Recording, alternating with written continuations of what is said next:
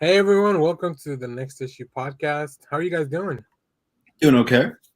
Yeah, doing well. How about you?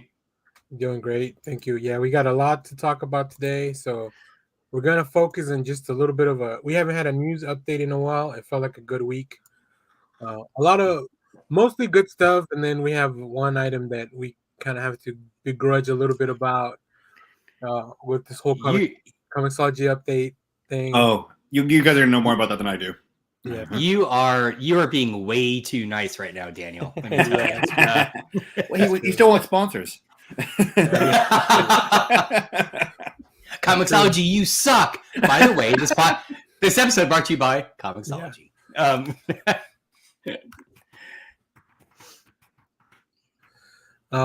Yeah. So we'll get into that when we get to the main topic. I do want to start with a few things. First of all, Clay couldn't join us today, but we're sending him just good vibes. Absolutely. So if Clay's watching, which that would bring up our viewer count by one. Hold on, I'm about to post on my Facebook page with the YouTube link. Yeah. Also, the patrons that help us get this show done as well. So shout out to Mike Rappin and I Read Comic Books podcast, Final Neil, and Jason Ashmore from the table.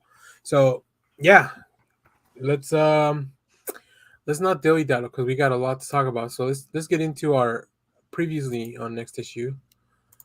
And I can get it started if y'all want. And we'll sure, man. Because it's been 2 weeks since we had a show, so I have a long list. I won't touch on everything too deep, but there are a few things that I do want to highlight. First of all, and Josh, I don't know if you saw my tweet earlier, where I kind of just make sure that you understand that you have to read Crossover. Yes, I know, and that was it reminded me that I've got the first issue on my wish list because I really, really do want to read that because I frankly need more Madman in my life. So. Are you talking about X the new? No, I'm talking about Crossover. The Crossover, yeah. Oh, I've read that. That was actually decent. Yeah, okay. So I read issues 1 through 11 to catch up because I think so. They've announced that Robert Kirkman's gonna write on 13, and then we have there's 2 more issues before the volume ends. But this is what I tweeted out to Josh, and I was like, if this doesn't get him to read the book, I don't know if anything will. Oh no, he'll read it. It'll just be 6 months from now. Yeah. So I remember getting to the end of issue 3, and then Batman shows up, and I'm like, well, this is the guy that Josh likes. He's always talking about it. And, wait, what do you mean he likes? I like him too. Well, yeah, that's true. That's true. We are fans of All Red. Keep the video on. It's gonna take me 1 second. Just hang on. Oh, here you go. I hope Kyle comes back to dressed as Madman. I have a vintage Madman statue that used to be up on top of this bookshelf that our cat broke. So it's in a box. But yeah, there we go. Superman, Madman, hullabaloo. Yeah. I'm sorry. Okay, wait, hang on. I have to ask though, and I don't want to be that kind of like comic nerd, but Daniel, have you never read just OG Madman? Is this the only Madman you've experienced? Yep. Oh my god! Well, and I will physically bring you my copies to read. Okay. It's great. It's great. It's wonderful stuff. I will let him. I will back off on movies and everything else, even Doctor Who, Pulp Fiction, all the crap we give him. Pulp Fiction, Madman, it's the world of comic books. If he's anything like this, and if he's written like he's written in his book. He's written better. I've read half a Crossover, and he's written so much better. I really like the character as a whole. But Crossover is full of little stuff like that, right? There's all kinds of characters that show up, and it gets really meta at some point. Like, you have comic book writers being killed. Chip Zdarsky write his own issue. Like, it's just kind of bonkers, and I can't believe I hadn't I read the first 2 or 3, and then I kind of paused it, and I really got hyped up again just because seeing everybody talk about it and stuff. So that was really good. I think I'm kind of waiting until it's collected, or has it been already? Okay, Volume 1 is already out, 1 through 6, so you can read that. Okay, all right. You can Cool. get it on Hoopla as well too. Oh, nice. Okay. Which is how I read Volume 1 because I have the singles, but I prefer to read digital if I can. I also read Primordial 1 through 6. That's the Jeff Lemire book with Andrea Sorrentino art about the animals that go into space. Interesting. Yeah, that's right. That's right. It's so good. I really enjoyed it. What's it called again? Primordial. Okay. Yeah, you can get my full thoughts on the book on the video I made last week, but man, just a lot of fun, like beautiful art, really high concepts that I'm like, okay, all right, cool stuff, buddy. Okay, you're really selling me on it because I read that first issue and usually that team I'm in, but yeah, it didn't grab me, so I need to keep reading. Well, I remember Clay saying that he didn't know because he's the one that was caught up, and he was saying like, how is he gonna wrap this up like in the next issue? Because there was only one more, right? When we talked about it. Yeah. So I mean, I think things are wrapped up very neatly. Like I really enjoyed how we got to where we got, and I think the point of the book is maybe not to have like this full. I don't know. I think the point of the book is not to have like this epic story, but more to have. Oh, Clay's in the chat. Read the whole series. I assume this is related to Madman. Yeah, I will. I'll start Madman ASAP. Who published Madman? Image? Originally Dark Horse. And then then Oni took over. Oh, interesting. Well, wasn't it self-published like originally, and then Dark Horse picked it up? Yeah, and then basically Oni took over. Especially they started releasing all the trade paperbacks, and when they started doing what's the superhero team that's in there? It's the oh god, oh my god, with It Girl and everybody else. Yeah, it's oh crap. Really? Come on, brain. I have the paperbacks, and it's over there. Oh my god. Yeah, Clay's talking about Primordial. He was talking about Primordial. Yeah, I agree. I know. Sorry, Clay. I can't talk about it. We got more Madman to talk about. Hang on. I mean, we could do a Madman show in the next, later on in the year. So, oh, that'd be awesome. That would be cool. I really like it. I still have that one scene in Chasing Amy when basically you have Ethan Suplee talking to Allard at the beginning in Comic-Con. He goes, what do you think about Chai Young Fat Boy and Madman? He goes, I like him, but I'm not sure he'd be the right guy. All right. I also read, getting back into Star Wars stuff, I read Star Wars Darth Vader Volume 2, Into the Fire. Literally Into the Fire, because Vader has to go back to Mustafar. Oh, yeah. Oh, wow. This was it's intense for Vader. Like, not just seeing it when he goes back to Mustafar, but seeing the shit that the Emperor put him through before he had to go back to Mustafar. Yeah. Holy crap! It's really good. I really like Greg Pak. I guess now that the movies are out, they can tie a lot of stuff back to the movies. They're like, like reverse engineer how that would have happened back then. Not even that. Seeing some of the different characters they've started adding into the Mandalorian, and especially the Book of Fett. Mm-hmm. The world's open for them to add actual live action characters, the people they've introduced into Vader. Yeah, for sure. So, yeah, it's really good. I mean, I'm a big fan of Greg Pak's work anyway. So, and I'll get into more comics in a little bit, like the weekly stuff. But I saw a few movies. Texas Chainsaw Massacre on Netflix. I liked it. It was gory. It was violent. I mean, and it was only 90 minutes, so like I can't argue with that. That's all I want to know. That's your new baseline, right? It's like for a horror movie, definitely like if you're more than 90 minutes, you're raising the bar on yourself. Nice. And then I watched two movies that were not as good, so I'll just name them, but I won't really dunk on them much. I watched The Kingsman, the third installment, which is actually a prequel. It's on Hulu now, so if you can't watch it, but just don't care. I am glad I didn't watch it in the theater. On a scale of like 1 to 10, 10 being too violent for a 15-year-old. What's the violence level? Because I know my daughter will love the history aspect of it. Like, I'm like, look, the bad guy's Rasputin. She's like, well, I gotta watch that. So everything I've heard about the Kingsman, I can't say it's any worse than watching has she seen a majority of the Marvel films? Oh, all of them. There's no, so it's less violent than the first two for sure. Okay, like, all right. It's not as bloody, but there are some fights and stuff. There's probably one or two sequences where it does ramp up, which it's kind of like the stuff I like. Like Matthew Vaughn is really good at doing what he does, right?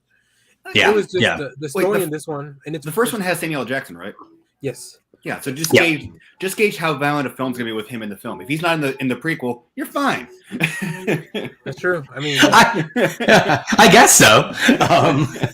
The cast is really good, but it's funny you mentioned that the historical aspect of it, because that's kind of what had me like on a snore. Like, oh really? Okay. The first 40 minutes of this movie feel like a history class documentary thing. Oh, I'm in. Okay. Yeah, maybe you'll like it more then. It really, because it all happens during World War I. So if you're familiar with how that got triggered and all that stuff, then but they work in the characters of the Kingsman into it. Ah, gotcha. Oh, very cool. Okay. Yeah, so you might. That sounds right up my alley, actually. So yeah, but I could see how if that's your first act of a movie, I could see how that would be really alienating for audiences. Mm-hmm. So. Which is, like I said, I was glad I didn't watch this at the theater because I don't know that I would have left, but I would have been a lot harsher on the movie that made me get out of bed. And pay for it. For a history lesson. Yeah, for sure. Yeah. And then the other warning, Danny, do not take my classes. So what you just described is exactly what how my students end up in the class. Maybe you have a better delivery than Matthew Vaughn? Yeah, I don't know. How often do fights break out in your class? At least always during the third act. So a very Matthew Vaughn-esque approach to teaching then. Yeah. I also watched You Should Have Left. It's a 2020 horror movie starring Kevin Bacon. I remember this coming out during the pandemic, and it's on Peacock now. It's not very good. Yeah. That's all I'll say. Okay. That's all I'll say. That's it. If you want a good romantic comedy, I watched this last week because of Valentine's and all that. I Want You Back. It was really funny on Amazon. I'm really curious about it. Yeah. Jenny Slate is great. I hope she does more of these like rom-com movies because she's just really good at it. And then Charlie Day's and how's Charlie Day? Yeah. Yeah. So, okay. And then I wanted to watch a little bit of Zoe Kravitz before the Batman, so I watched Kimmy on HBO. It's her new film. That was definitely, you could tell that was filmed during the pandemic because it's a lot of like hanging out in one room with one person. But it was pretty good as well. And then the last one, Catwoman Hunted, the new animated feature that Josh is trying to correct on the document. Yeah, it's really good. You can check out my full review on the channel. And now, you know what I couldn't find at the comic shop this week was Iron Fist #1. They ran out. It's interesting. It's an interesting book. Yeah, I like it. They obviously reveal immediately who the new Iron Fist is, so I'll be interested to see and also, I guess what the consequences of him doing, being the Iron Fist. So it's really good, pretty entertaining. I wish I had gotten a physical copy, but I have to settle with my digital copy if I can ever find to read it again on the app. So I have not read it, but is the new Iron Fist Mephisto? Because I will. Oh, that would be cool. No. Damn. No, actually. Wait. Oh God! Josh, did you say Fisto or Mephisto? Fisto. Oh yeah. Okay. Yeah. He thought you said Mephisto like the devil. No! Fisto. I'd sure like to fist him. Exactly. Yeah. I mean, Got it. He's already got the iron on the That's fist, and it's in his name. But you also have Jitsu, who's the evil version of him on Skeldrick's team, who's actually the martial arts dude, Asian dude. So he could be Fisto too. Iron Fist too. Or Iron Fisto. Iron Fisto. Yeah. There we go. Iron Fisto #1. I want the book. Please. I love it. But yeah, book was really cool. I mean, you do get to see Danny Rand as well. Mhm. Kyle, did you read how he lost his powers? They give you a brief recap, like saving the world, but they're very vague about it. I don't know From where what I that would have understood, happened. I didn't fully get he lost his power. That's what I was kind of curious about. Yeah, because he doesn't. Well, I guess he didn't lose his. He still has his fighting abilities because that's just innate to him. You can't take away training ability. Right. Yeah. But he can't connect to the power of the dragon. You see, that I wasn't sure about. I didn't realize. I wasn't sure if he had lost or not. So yeah, so I don't know where that happened. So if you're watching this now or later, here's the wager. Given how long Marvel gives time for a comic book to even have a chance, how long until Danny gets his powers back? Well, I don't mind if he gets his power back. Let's just not get rid of this new idea. I didn't say if we care. It's like how long until it's going to happen. How long until he gets it back? He'll have him back 3 by months? the end of the arc. Okay, yeah. Yeah, I think so. By the end of the arc. I went up to the Dallas Comic Show yesterday, and a couple friends of mine are opening an anime store right above it, where the old Journey Kids used to be. Oh, at the music hall? City Hall? Yeah, cool. And we started talking about it, and he compared Marvel Comics to, or we were talking about wrestling, and he gave the best analogy for WWE. He goes, and I asked him how much I dislike WWE, and he goes, WWE is like Marvel Comics. I can't trust him to leave a story arc going long enough for me to be invested in it. So it's like... Yeah, man. Yeah, I agree with that. Especially after yesterday, if you watched the Elimination Chamber. Well, I know. I watched the videos, and I'm glad I didn't watch it, because when I found out what the end results, I was like, why? Yeah. Also, another book that I never thought I'd be... Guys, I think there's something wrong with me because I enjoyed a Dance book.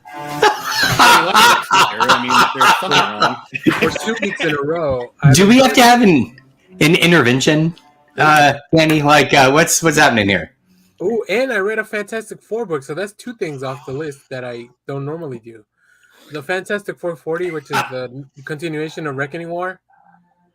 It was really fun. Like, it's a bunch of nonsense, but it's really fun nonsense. Yeah, of course. He's read Fantastic Four, but not Madman. Yeah. That's fair. I get that. When the Watcher shows up in Mad Men, then I'll go read it. Then I'll know things. I kind of want that now. Yeah. I want the Watcher and Madman. Yeah, Reckoning War. I'm really enjoying that. I mean, maybe because it's a big cosmic event. Is that the new crossover? Sort of. I think it's just going on in the Fantastic Four series, but I don't know if it will have repercussions in other books. Yeah, I don't know if it's going to be like a huge crossover, like sort of what was the Venom crossover called? King Black. Yeah. That was in so many books, or Devil's Reign. Devil's Reign's kind of. Devil's Reign. Books, yeah, Devil's Reign, but it has its own tie-ins, but it's not really affecting the other books, I don't think. And then just some books that I want to show off that I also read, because I like going to the comic shop, and it's nice that I got to go to Titan here. Oh, not that one. The heck is that? So Hulk #4, still super cool. I love this book. I tried. It's a little hard to get into. It's definitely, especially if you had really enjoying Immortal Hulk, like it's completely different from that. Yeah. So, Nightwing 89. This was good. Oh, good. That's a great cover. Yeah. 2-part story, because this will continue in the Superman book, so you can just pick that up, which I'm also picking up. So, X-Men #8, MODOK goes on a cruise. Yeah. That's it. That's the pitch. It basically is, yeah. And then I got this really cool Black History Month cover with Storm. Oh, that's awesome. Yeah, it's super cool. That's awesome. I picked this up last week, I think, but we didn't have a show. This is the Luke Cage cover for Devil's Reign. Nice. And then I found this at Titan, the Lunar New Year cover for the Monkey Prince. Ooh, you found it. Yeah. Very cool. That's beautiful. Really cool. Also, Secret X-Men last week was a lot of fun. I hope they get I hope that book. I hope there's more of that book. I don't know that it will be, but it's. You guys remember when Marvel had us all vote to see who the new X-Men were going to be? Yeah. So they made a book with all the losers of the poll, which I think it's genius because I like all those characters. That is pretty smart, I have to say. So that's it. That's all. I've been pretty busy, and then there's a whole bunch of books I read, but I'll talk about them their next week's stuff. So that's it. Who wants to go next? I'll go because it won't take long. I haven't read any comics. I picked up. You kill me a little every time you say that. I know. I'm just so busy. Which is no excuse. I mean, comics should come first. Is Clay Keystone Man? Oh man. Is that like becoming the thing from the inside out? Like, just start at the inside. Oh my god. Oh, we have a. I feel like Kidney Stone Man. Is that a mutant or is that a member of? No, the Legion of Substitute Heroes. Yeah, that's what. Yeah, or well, Legion of Heroes. But let's be honest. That's a Great Lake Avengers level. I just really pissed off Kyle. By the way, I was like, they're their own thing. Legion of Substitute Heroes. That's how Fall of Arm. Well, actually, Fall of Arm Boy never even made the damn team. Yeah, no, exactly. It's kept falling out. It did. I've not read comics, but I did. Our nighttime show that we got weirdly sucked into is the Netflix show with Kristen Bell called "The Woman in the House Across the Street from the Girl in the Window." Yeah, it's interesting. Okay. Have you seen the whole thing, Kyle? Like, have you gotten through the whole series? Not yet. Okay. I'm not going to spoil anything, but I will say this. It cannot figure out what it wants to be. And I can't decide. The title alone should have told you that. Well, yes. But I can't decide if it's so pointedly satirizing something that I've not seen or read that I'm just missing huge swaths of jokes in it, which may be the case. But it is so earnest in how it's portraying stuff that we were fully like 3 episodes in before there's one absolutely ridiculous reveal that my whole family, because we're watching at dinner, like we stopped, we're like, wait, is this supposed to be funny? Like, because that is so stupid. But we haven't seen anything stupid up to this point, right? Like, it's a weird show. It is absolutely weird. Yeah, Leonard, the title is ludicrous. Yeah. Okay, so I'm glad you liked it, Leonard. We got done, and on one hand, I was really proud of myself because we were halfway through, and my wife and I were talking about it while driving somewhere, and I said, "Here's my theory about what will happen," and I was 1,000% correct. So on one hand, I'm happy that I was smarter than the show, which isn't saying much, but who burn on Netflix? I just, it's such a weird show. Like and our attempts at getting sponsored just goes down and down. Yeah, and right, down. exactly. Oh, this is not going to be the episode for us to get sponsored. Let me tell you. But yeah, so I would encourage people to go see it. It's a fascinating like thriller if like you're into that. There's some really interesting, very clear callbacks to Hitchcock movies that I think are kind of fun. But I feel like at the end of the day, just did not know what it wanted to be.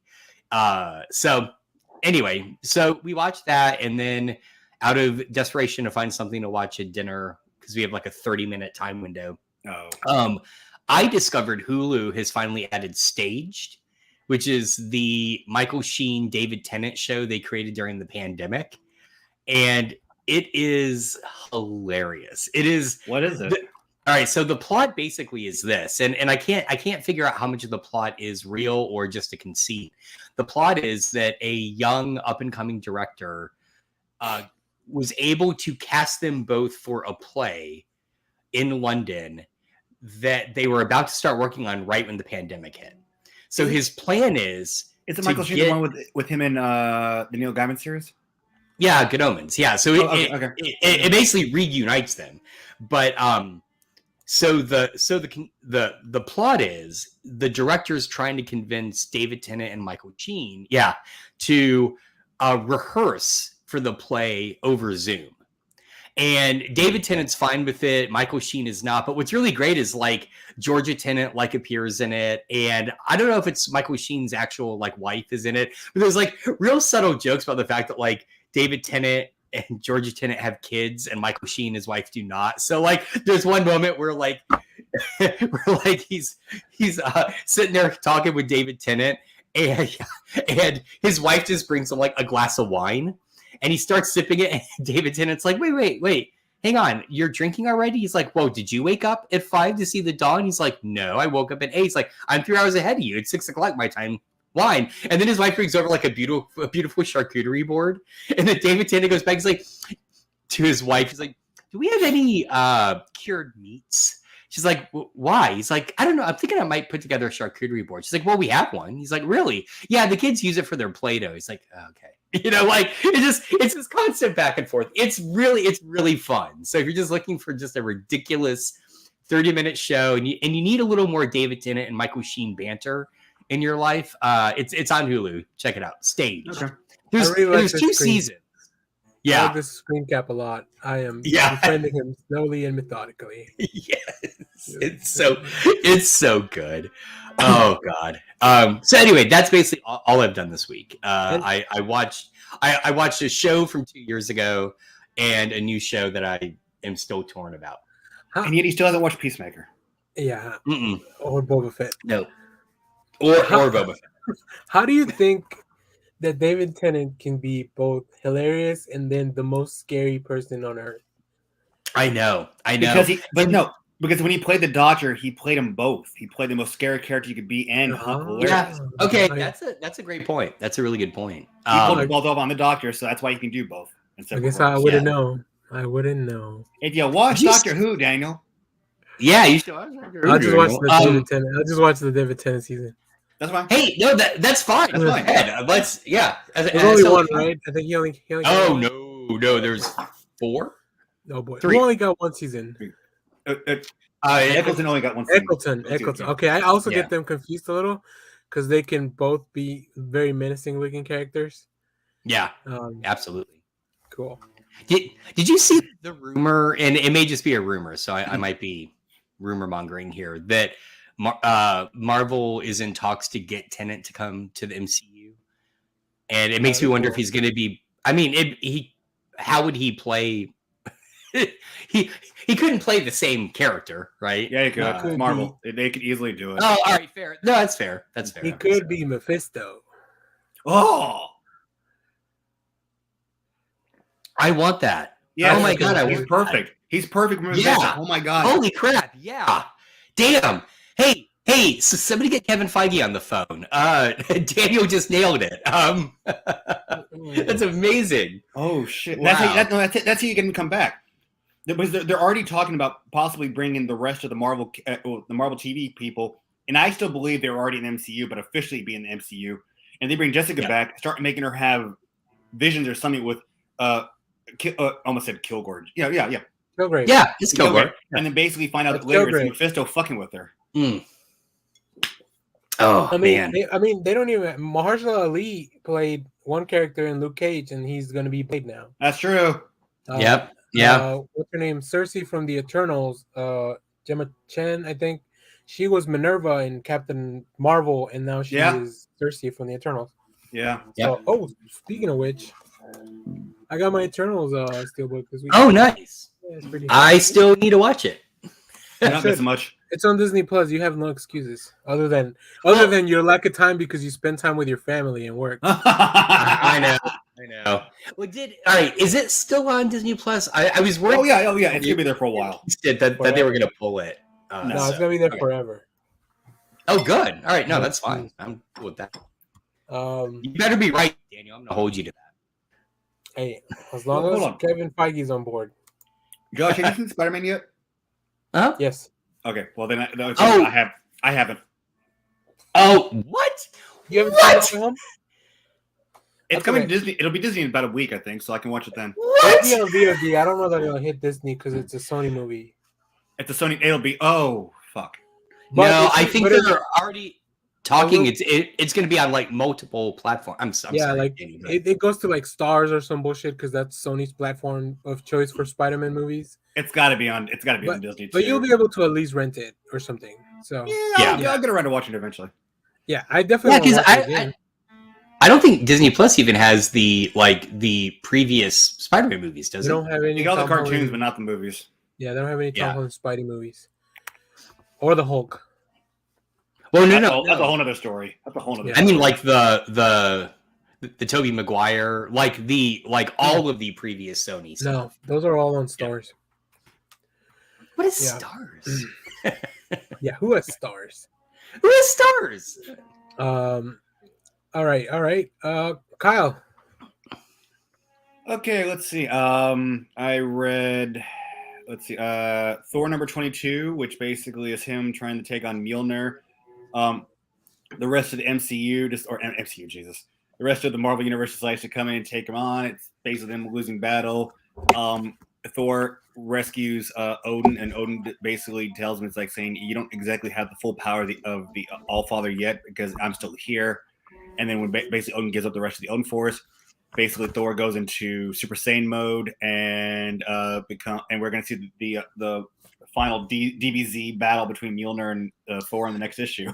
Yeah, God of Hammers comes to an end next time. So Yeah. DBZ. I'm on board with that. Amazing Spider-Man number 89. It's continuing. So basically, the company that hired Ben Reilly is manipulating him. So Peter What? is No way. Peter is still in the gas. hospital and trying to is still trying to get better. So basically, the Black Cat brings his web shooters and says, "You still have to heal." Webs him to his own bed. He goes, "What the hell's going on here? Don't worry. It'll be, it should dissolve in about an hour or so." And the corporation that basically is manipulating Ben has released the Queen Goblin, who's this red version of the Green Goblin, and goes to fight her. She takes up. Black Cat tries to stop her, drops her. You think she's going to go all Gwen style based. You see a Web grabbing the Spider-Man, or not, grabbing the Black Cat. She goes, "Who is that?" And Mary Jane's there, and he goes, "It's Peter." And he goes, "Well, it doesn't matter right now. It's up to me. I have to take her on because Ben Reilly's not there." And so we should be seeing the final issue or two of that series where Peter's going to be officially back in as Spider-Man, and hopefully a little while ago he has Captain America and Black Cat to help him train. They've been doing that. That's why the Black Cat should have been webbed into the bed. Because he basically went out on he's been spending the day in his hospital bed, but at night been going out as Spider-Man. And he went to try to stop a typical normal robbery with this woman and dude in a car, and basically tries to stop him, but something happened. They crash. He gets injured. They get up, beat him to a bloody pulp. Captain America comes in, beats the hell out of them. One of them tries to shoot Peter. Captain America throws a shield, knocks the bullet out of the way, but ends up hitting Peter in the face. And Cap's like, "I'm so sorry. Usually you duck from when this happened." He goes, "Me duck? Never." Oh, with the shield. God, wow. Can I just say, we all know that's not the first time Black Cat has webbed Peter to a bed. I mean, come on. No. No, that has happened. Oh, yeah. I read Spider-Man in the 80s. That shit was happening all the time. Yeah, but this is also back when she refused to believe that he was Peter Parker. Like, "No, you're not Peter Parker. You're only Spider." It's like, okay, woman, you got issues. Mm-hmm. Yeah. Justice League number 72. So basically, this is where they're guest starring Justice League Dark, which I guess they're always in the basement library of the Hall of Justice. And Zatanna has this vision that Black Adam gets possessed and starts becoming evil. So she tries to go. The Justice League are having this special anniversary, doing good for.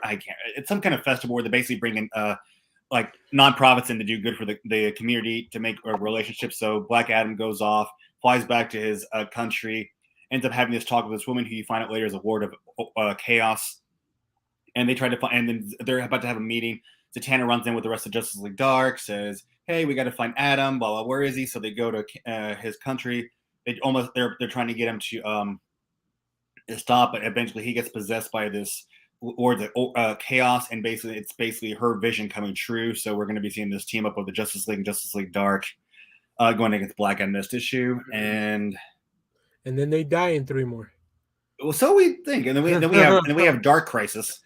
They told me that they're gonna die. So again, how long does a superhero in the DC or Marvel universe stay dead? We covered it on the podcast. They better not make us look bad. Oh, it's gonna happen. It's DC and Marvel. They don't care.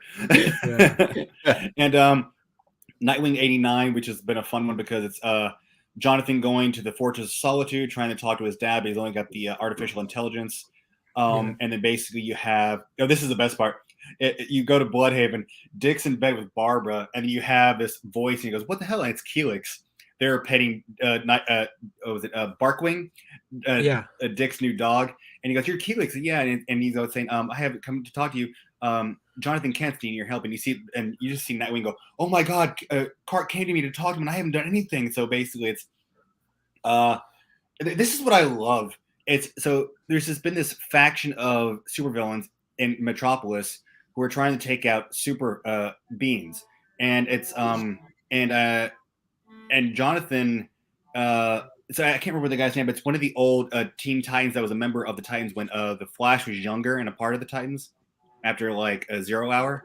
So is he a character? Like they didn't make this character up from this? No, after 0 hour, they actually had to where the Atom, Ray Palmer, got reversed in age and became a teenager and joined 4 of the super beings he found and became a new Teen Titan. Right.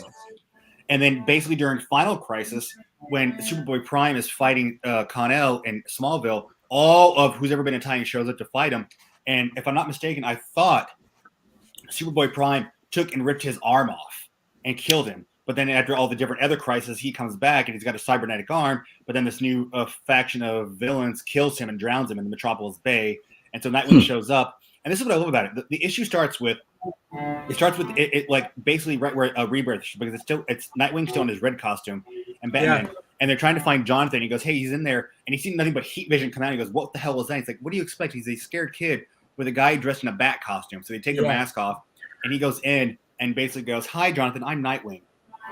And you have this touching moment where they're getting along, and then Bruce and Clark are talking about having sons, and he's like saying, "I can't believe he was missing." He's like, and he goes to Bruce, he goes, "How many times have you had a Robin go missing? You've been so worried." And he goes, "I've lost count." And so, wow, yeah, and so basically, you good. He makes this really funny joke too of Batman keeps lollipops in his utility belt for the kids. But he keeps them next to the pocket where he keeps the smoke bombs, which are very similar size. And like the whole thing is like he's like, "Fine, I'll change where I keep them." That's good. That's a solid bat joke. Yeah. But it's basically the best part is you had Jonathan Kent show up with his new boyfriend in a mask to meet with Dick Grayson. Yeah, and then when they find out, and when they find out, this is what I love about it. When they find out that one Titan has died, Nightwing, Dick walks in and goes, "Superman, I know you can hear me. Meet me at the crime scene." Dick's already there in Nightwing. Jonathan shows up in Superman costume and goes, "How'd you know it was me? I'm a pretty good detective, and I've been working around people in masks for a long time." I'm like, "When you guys met when you were younger, how the hell do you not know?" Yeah, and he's only wearing like a domino mask too. It's not like the other guy who's his boyfriend has a full pretty much like a full cowl. But yeah, I really like it. So I didn't know Risk was a real Titan. Yes, I thought they made him up for this. No. He's been around for a little bit. He's been around since the 90s. Wait, am I wrong though? I mean, it seems to me the reason he would only wear a domino mask is it's a playoff of Clark Kent only wearing glasses. Well, no, because everybody knows his identity now. Because Clark everybody knows. Okay, gotcha. So he's trying to keep it like this mask is going to keep him not knowing he's Jonathan Kent, but he's wearing a mask to try to conceal his identity. Superman wears a mask to protect his boyfriend's identity, so they don't know that he's okay. So he is outed as Superman. But I think his boyfriend took on the identity of Gossamer, which is like this underground thing that like they just kind of like WikiLeaks where they'll bring up stuff to society that's fucked up. So they need to keep a low profile. Yeah, it's a really fun book. I really like it, and obviously, I love anytime that they connect Nightwing and Superman because they have a special relationship, right? Not even this. This is what I like. It's going to be a two-parter. It starts off in Superman and goes in Nightwing, and it's called World's Finest Sons. Mm-hmm. Oh, that's nice. Yeah. Really good. That's nice. I really love it. I mean, I also like Superman with oh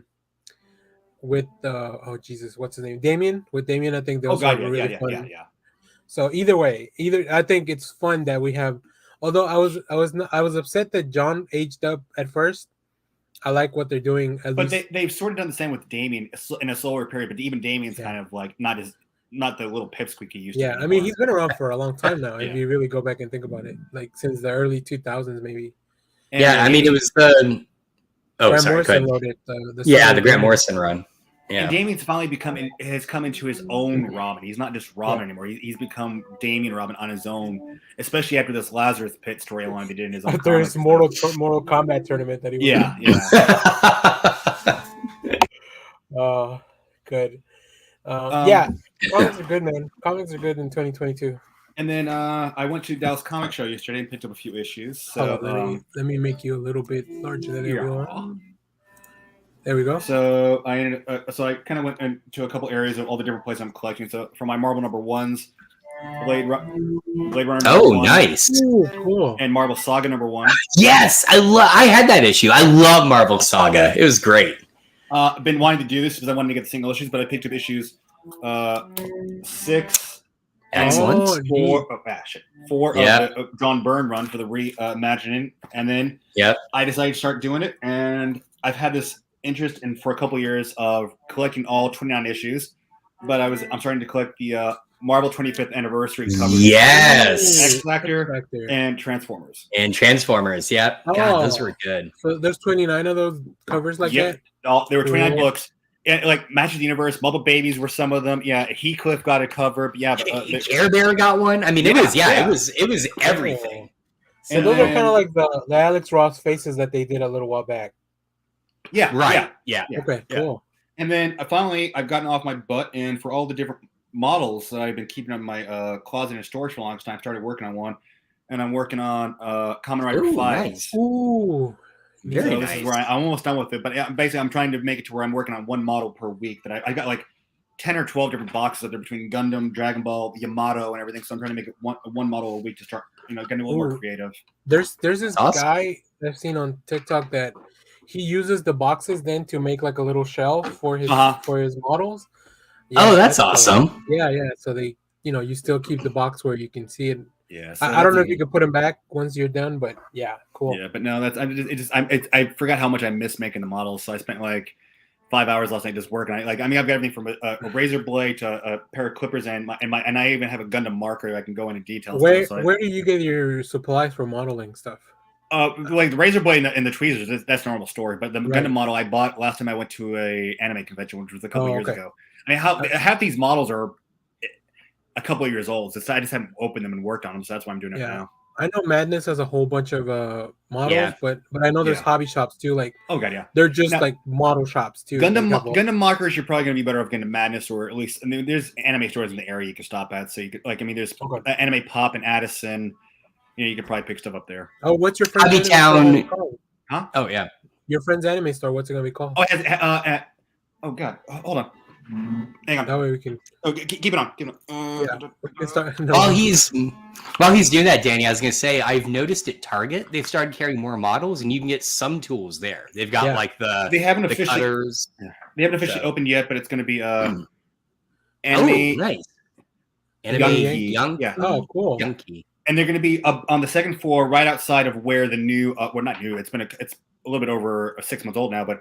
And what used to be Vista Ridge Mall and now Music City Hall Mall, they actually have a Korean supermarket, and like it's almost like H Mart a little bit. But they have a little cafe area, and you go in upstairs. They have a pool area and a gaming area. But it's right outside where the kids' playground is. But they're upstairs where the Journey's kids used to be. So, and they're actually across the hall from another anime store. There's actually going to be 2 anime stores there. So. There better be some competition, man. I'm telling you. This is what I love about it. They actually help my friends get the lease. They're going to be sort of selling different variety of stuff. So one will have one thing and the other one will have other. So if you go to the mall, there's going to be cross-pollination. That's cool. Yeah. That's awesome. I mean, one store will bring on the other. Exactly. Clients, Yeah. So this is from their Twitter. Yeah, there you go. I'm guessing their convention. They do cons all the time. This is how they've been making it. This is how they've been doing the convention site like almost 10 or 12 conventions a year. And they go to like all the different things, but now they're gonna have a storefront. These are cool. The acrylic stands are cool. Yeah, no, they're really cool people. That's awesome. Yeah, I just followed them on Twitter. It looks like they're selling on Mercari until they can go back to conventions or maybe when the stores open. I think they're gonna keep both, but I think that now this is gonna be like their major. Like I think outside the conventions is going to be their major other cash flow. Dope. Yeah, I love anime stuff. I love going to that anime pop on Belline on Addison. I But haven't been to anime pop in a long time, but I'm getting. I'll be straight up honest. I've been kind of enjoying going back to the Music City Mall, but just because of the Asian Mart alone. yeah, I I need to go there. Yeah. I wanted to check out the convention yesterday, but there was some stuff going on, and then I had a birthday to go to for my cousin's baby. So, but yeah, hopefully things continue to at least stay stable. Oh, and we can go back. And I'm going to say this. I can't believe I'm going to say this, but I always say I'm going to go, but I never do. But this year maybe have to be the first year I actually finally drop the money and go to Frightmare. Oh, cool! Yeah. Because okay, so here they have a good list, but here's the one. They have of all my all-time favorite, not just 80s movies, but horror films. They have two of the kids of the father, Dracula, Wolfman, and the Mummy from the Monster Squad going to be there. Oh. Nice. And then they also have the actor who played in Jaws 4 and who's the last Starfighter is going to be there. Oh, yes. And they just announced it's Carrie. I always forget his name, but Shang Tsung from the Mortal Kombat film. Yeah, he was supposed to be at the comic event the last one, but they had to reschedule. This is Texas Frightmare Weekend page. And I will guarantee you, I will tell you this right now. They have Carl Weathers there. This is how much of a price difference, especially paying for an autograph or photo, it's going to be. Carl Weathers was originally at Fan Days. Now he's at Frightmare. There's about a $40 difference in pricing, and let me tell you, Frightmare is the cheaper version of the autograph for an actor. So you're going to get your money's worth. There you go. See one of the sons, the main kid from Monster Squad's right there. Yeah. And Andre Gallagher. Yeah. And for most of these guys, it's $30 or $40 for both a picture and autograph. Yep. They have a lot of screen. Oh, right there. Ryan Lambert. Yeah. Matthew Lillard. Yeah. Jamie Kennedy. Is it weird if I go and I only talk RPGs with Matthew Lillard? Is that weird? No. It was my friend Eric. Many years ago, he went to one of the Dallas, before it became Fan Days, Dallas Comic Book Convention, when they were still in Plano, and he goes up to get Aaron Gray's autograph. Oh, yes. And he ends up jealous. He ends up talking to her for almost, because he does martial arts. He ends up talking to her for 5 minutes before she goes, trust me, I would love to talk more, but I still have a line going. They talk 5 minutes about Tai Chi, but she's a Tai Chi instructor also. That's awesome. That is awesome. They have this guy from The Walking Dead and Avengers and stuff. Man, there's a lot of people there. There's no weird at Frightmare. There's no weird at Frightmare. Good to know, Clay. Thanks. Oh my god, yeah. Skeet Ulrich is in Riverdale? Wait, hang on. He was Jughead's dad. For the first 3 or 4 seasons, then he left. He was Jughead. Okay. I'm so confused. Cool. So, all right, so that's April 29th to May 1st. April to May 1st, yeah. At the God damn it. I wish I could go, but I will be in El Paso that weekend. What are you going to El Paso for? Oh, for a conference. Oh, school. No, forget the conference. Tell me you can't make it. Send somebody else. Send a student. I can't. I wish I could, but no. Send your TA in El Paso. Like I have a TA. Come on. No, just say you can't be there until your team's in. That way, you just find out the hour you need your team's in. Take your laptop, go to the con, find a quiet spot, give your conference speech, and then you can go back to the convention. No. I'm just going to give one of you, maybe Clay, $40 to go get an autograph by Matthew Lillard and just talk about Pathfinder 2 the whole time. So you have to provide a script because I know very little about Pathfinder 2. Oh no, it's fine. I can provide a script. I'll FaceTime you. All right, good. Okay, good. I don't know what I would talk about. I don't know anything about that. Just hang me from your from your chest, like from AP Bio. Yeah. Cool. All right. Well, we definitely want to talk Peacemaker and Boba Fett, but let's save it for when Clay gets back. Yeah. I'm sure he has a lot of things to talk about. I do want to. So, I pulled up some new assets for the show, just little video clips, and I showed Josh one of them earlier, which is this one.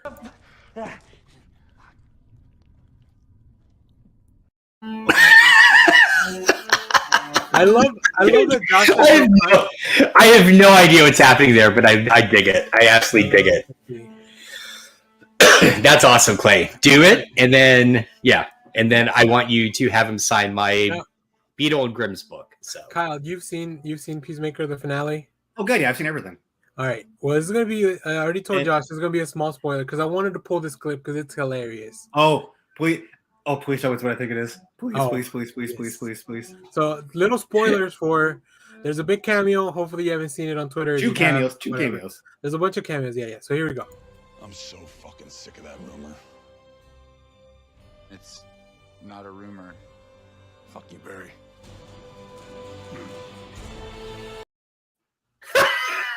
Well, I was reading an article earlier, and apparently there was Ben Affleck and what's his name who played Cyborg was supposed to be in that scene also. I saw. Oh, really? I saw definitely a stunt double for Batman tweet out in his Instagram saying like, "Look, I was ready to do it, but I mean they probably couldn't get it done." I did read as well that the Flash cameo was shot in the Guardians of the Galaxy like studio wherever they're shooting. Oh. Marvel let James Gunn shoot that little part so they could put it in. This is why Gunn is now my top 5 favorite directors. Dude, the man is Gunn just is cool. magical. Gunn is cool. I was talking to someone That is awesome. on a stream on Friday. We're like, I don't know that James Gunn. I would want him to do like a main Justice League. I really like what he does with characters that are more like B or C level. But at Justice League International, I would love to see James Gunn. Oh, he would be perfect for a JLI. He would be perfect for that. Oh my god! Wait. Justice League International, Justice League Europe. Oh, either. Aren't they the same? Oh, They're not. Same universe confirmed. Yeah. After Legends, it was Legends. Basically, they started the Justice League.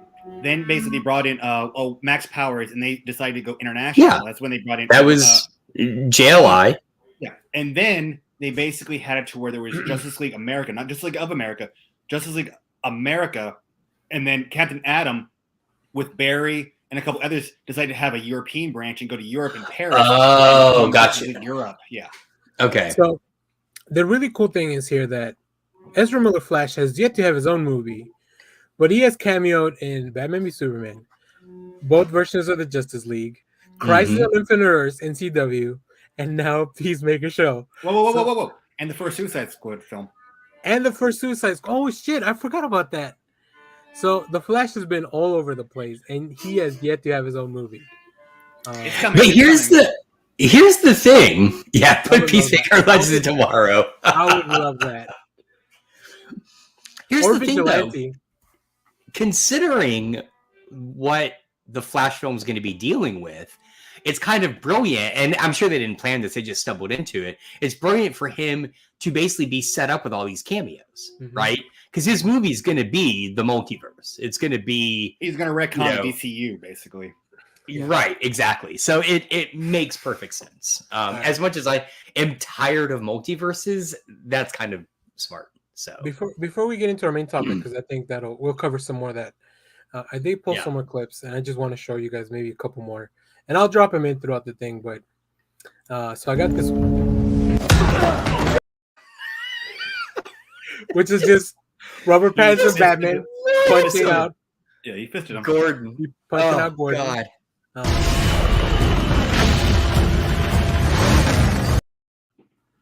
I am so hyped for that fucking movie. Oh, and then of course, The hell are you supposed to be?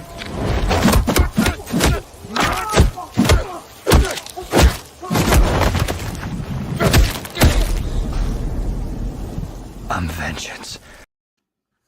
this is gonna be, instead of playing the Samuel L. Jackson clip from Pulp Fiction, now I'm gonna play that to kind of get things wrapped up. I have two more. This one's for Clay. It's just a lot of punching on all of them. I was gonna say it's just a lot of caped hooded people punching. Last one, which I think, out of context, is pretty hilarious.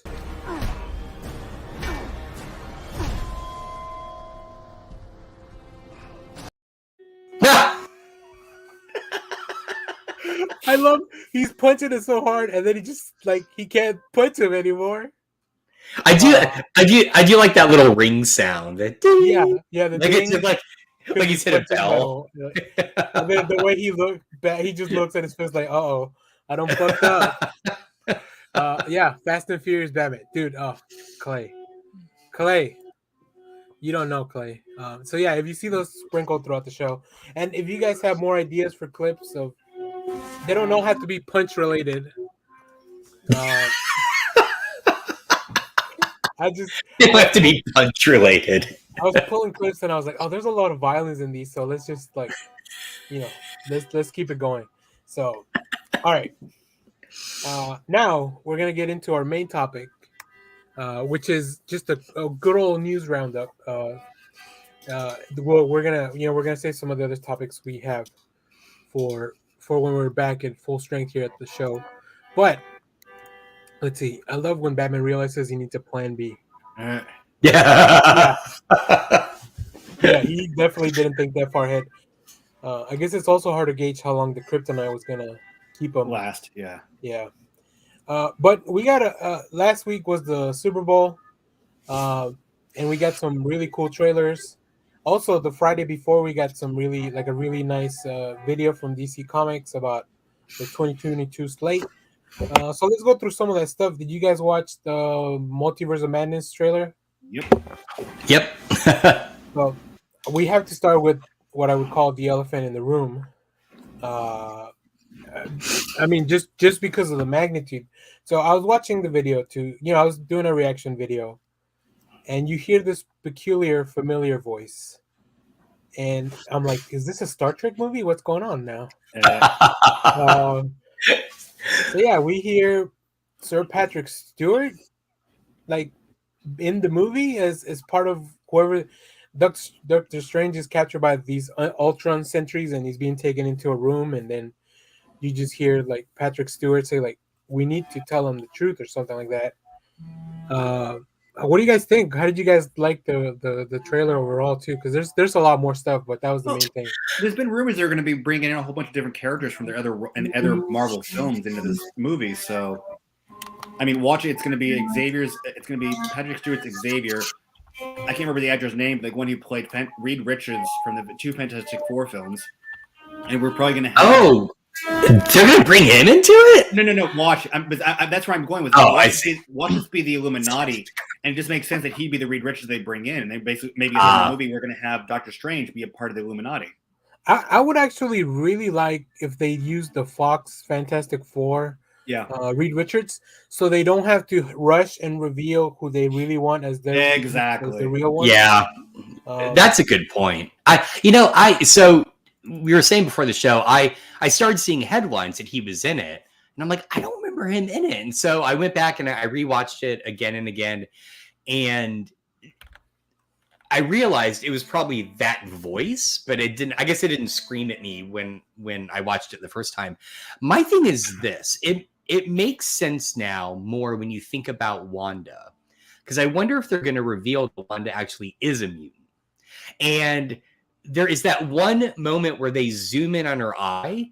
Was that Cerbero in her eye? I was trying to pause it to see. But there's like a round kind of computer thing in her eye, and I'm like, oh shit! So maybe she's the reason that mutants are here now, right? Yeah.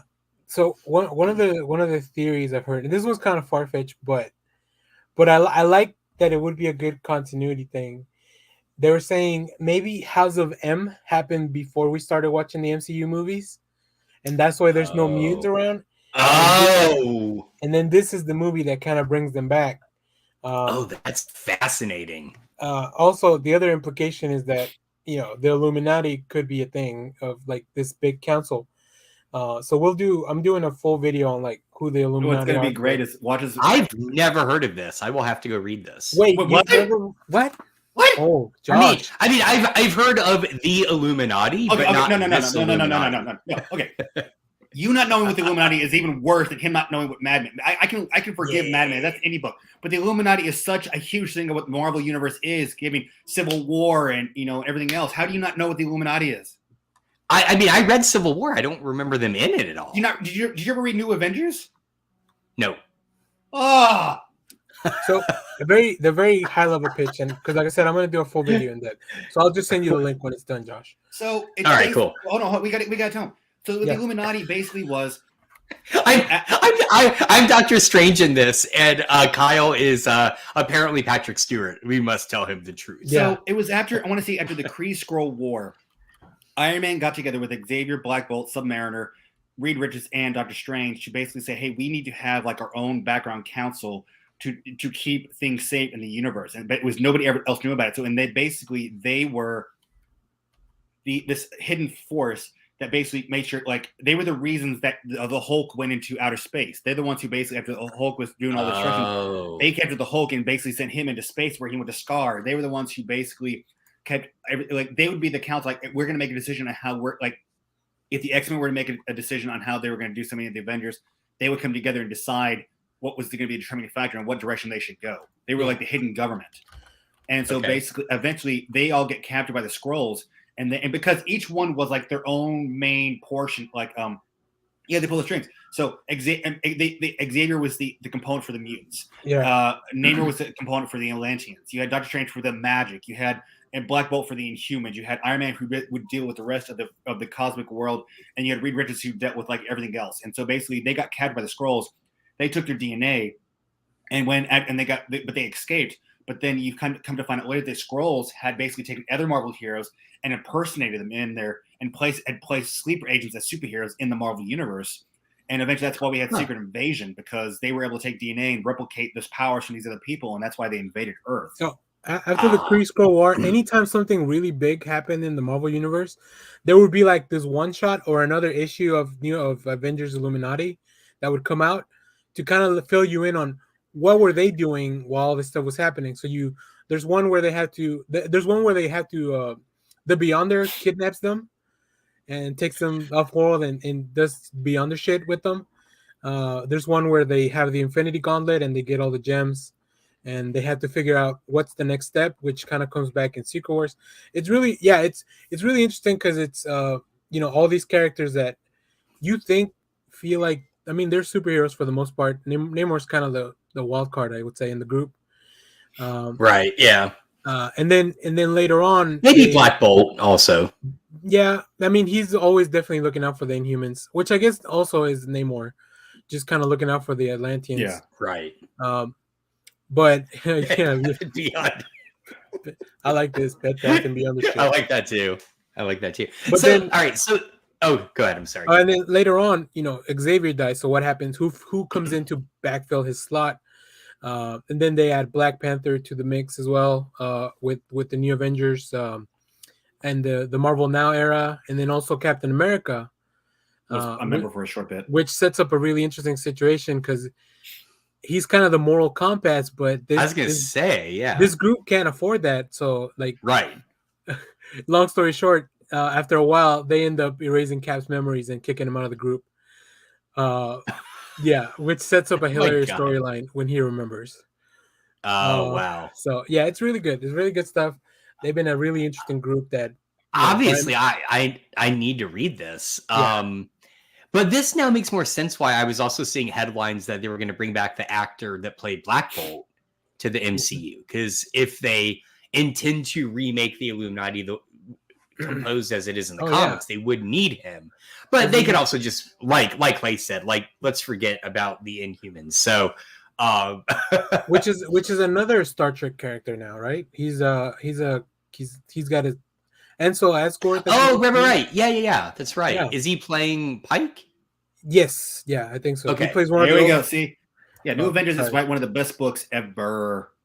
Yeah, it's really good. It's when Michael Bendis was like firing on all cylinders. All right. Okay. I'm putting down. I'm putting down a rule by April 1st. You need to have. Daniel needs to have read Mad Men. You and Josh needs to read New Avengers. I'm gonna quiz you both on this shit. This is okay. We found the books you guys can educate yourself on. I think we can do that. We have because New Avengers is really not that. There's not that many books that just are the Illuminati. So no, but that's where it got started, and it explains a lot because it runs into New Avengers is what kind of pulled the strings for the Illuminati being created. Yeah. Yep. At least comic book wise. Which is interesting because they came up when they had to deal with the Sentry too. So it's like, Yeah. which I love. I love anything with the Sentry just because you never know which way it's gonna break. Wait. Josh, you know who Sentry is? Isn't it the? No, I don't. Not in Really? Marvel. Okay. Again, all right. So look, here's the thing. I jumped Paid back comics. into mainstream comics to read Civil War, Oh, cool. and then kind of stopped reading mainstream comics after that for a very long time. So all this stuff is in the wake of that. I have no idea what happened. Okay. So Well, we'll find out. Yeah, I think as we go. I mean, that's interesting because then we can do like a little thing like, we can recommend things for you to read and kind of get caught up. Yeah, exactly. Well, maybe that'll be a new ongoing thing that we all kind of catch up on the big things. But Clay has obviously not read. He says Sentry's not that interesting, but obviously you have not read the Jeff Lemire series. Clay. So I recommend that. Also, there's the series of one shots with the X-Men, Fantastic Four, where they kind of retcon him back into the events of like the 60s. Yeah. Really interesting stuff. Well, not even that. It's like, and then especially when he sort of becomes a Norman Osborn's puppet when he's part of Hammer, and then basically that final when they're having that final battle where they're in Asgard in Oklahoma. Holy shit! Yeah, see, there you go, Clay. When he I do recommend that. Ares and just goes. I do recommend that book. So I have found this article to get back on track a little bit from The Direct about some of the Easter eggs here. Okay. So we do see the Nightmare dimension. So I hope that Nightmare is part of this movie. Me too. That would be awesome. I hope that the shit he's going to see with Xavier and all that, it's not going to be just a nightmare. It's not. I hope it's actually the real stuff that we see in the multiverse. Yeah. Okay. No Way Home Backlash. We knew that was probably going to be happening. Yeah. Let's see.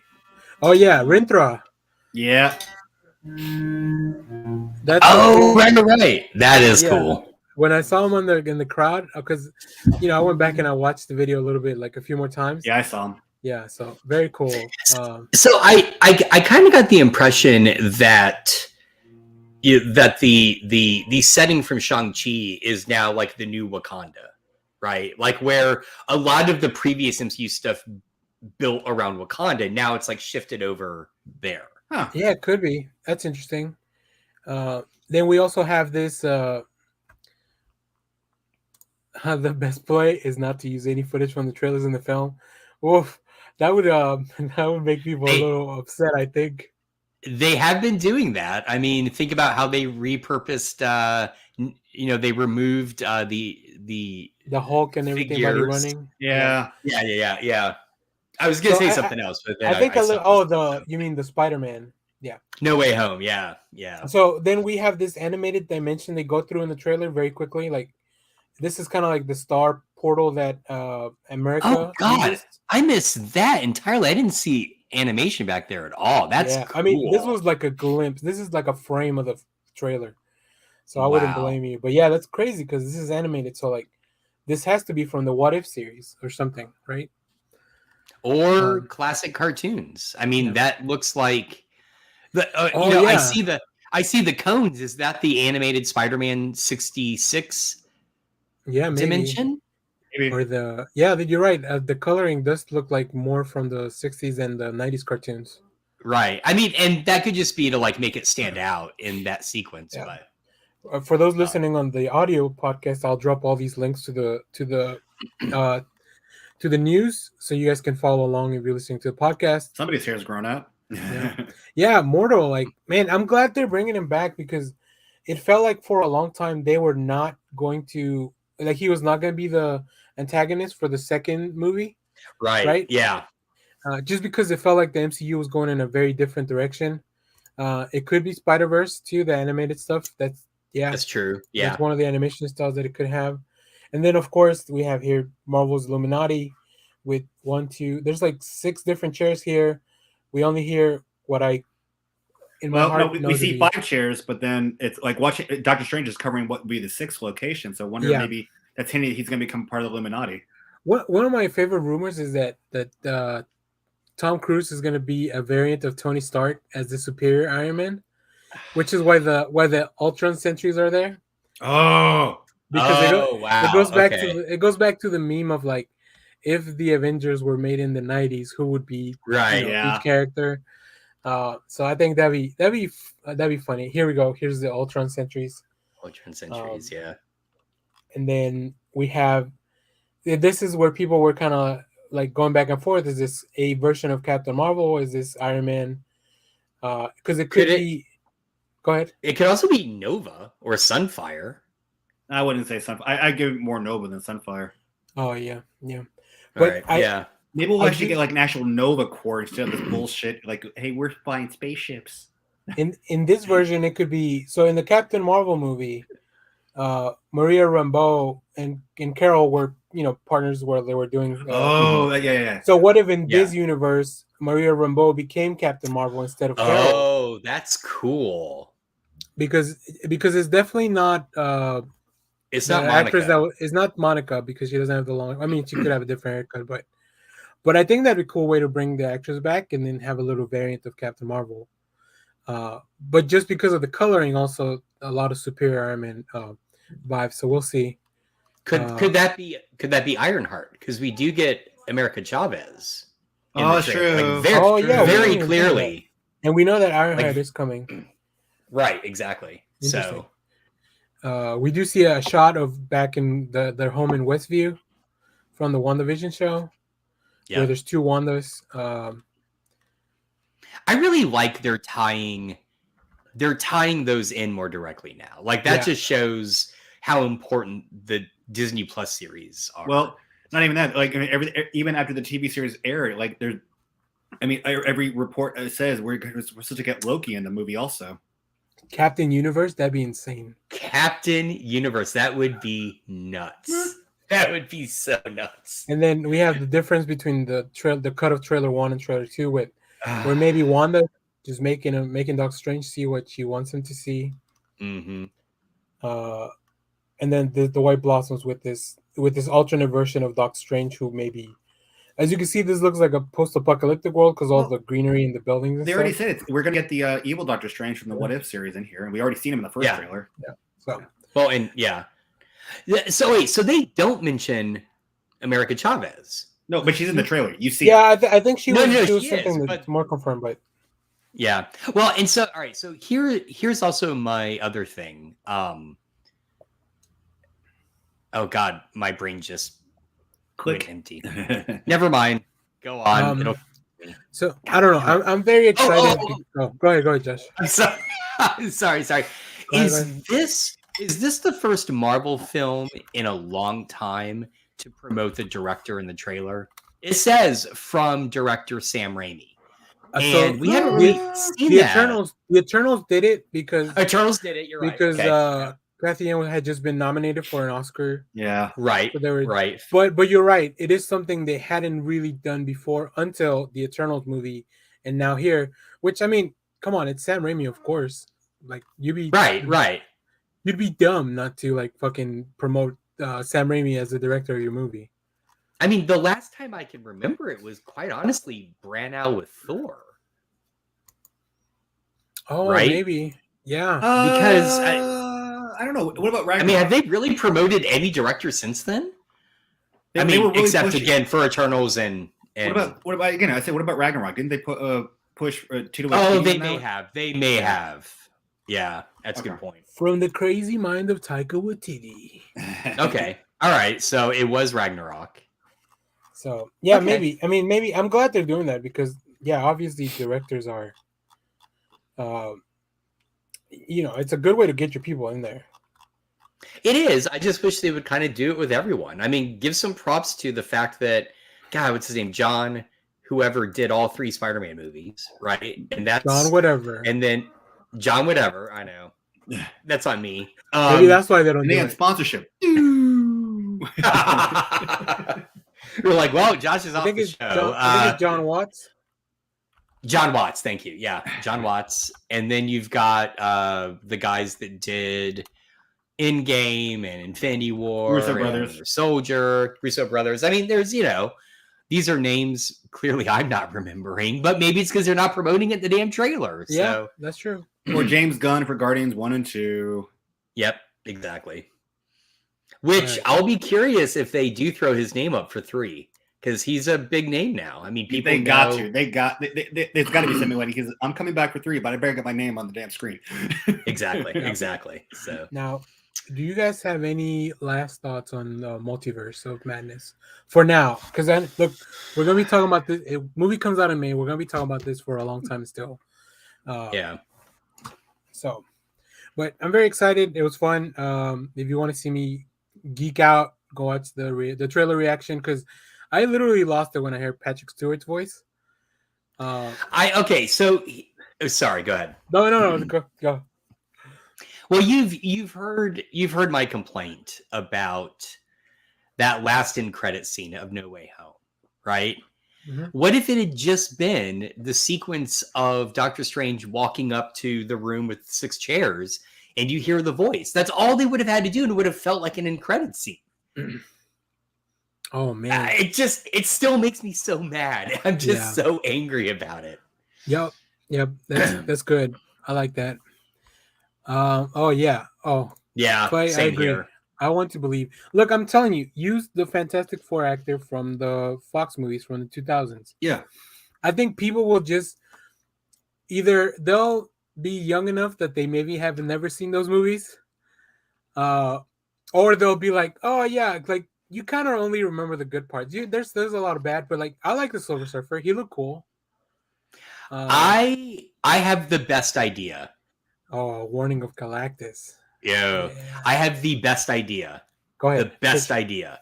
Listen up, Kevin Feige. Bring back, yes, please. You bring back the actor that played Reed in those movies, and then there's just a quick cutaway where they bring in Chris, not as Captain America, but Human Torch. Oh. That's funny. Yeah. Would that be cute? I mean, that'd be fun. Yeah, I like that. I would dig that. I will also take the actor from the movie from the 90s if they want. I had that thought too. That would be fun. Yeah. The Fantastic Four from the 90s was never really the James Corman one? Yeah. Corman? Yeah. Corman. Yeah. Maybe he actually played the boy who could fly. we may watch that closer to Fantastic Four release, like the new one. So we'll see.